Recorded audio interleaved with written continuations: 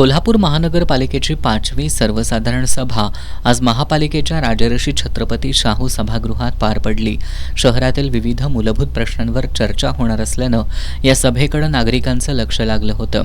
आज दुपारी 1:30 वाजेपर्यंत सभा सुरू होती. त्यानंतर जेवणासाठी विश्रांती घेण्यात आली.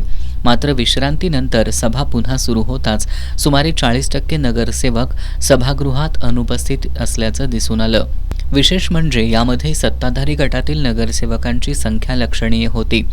निवडून दिलेल्या प्रतिनिधींनी नागरिकांच्या अडचणींवर चर्चा करून प्रशासनाला जाब विचारणं अपेक्षित असताना त्यांनीच गैरहजेरी राहणं ही गंभीर बाब मानली जाते.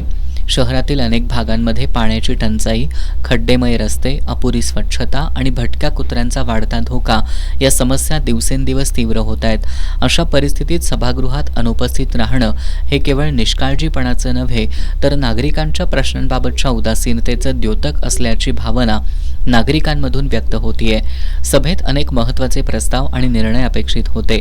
मात्र नगरसेवकांच्या गैरहजेरीमुळे कोल्हापूरकरांच्या मूलभूत प्रश्नांवर तोडगा निघण्याऐवजी सभागृहाच्या कार्यक्षमतेवरच प्रश्नचिन्ह निर्माण झाले.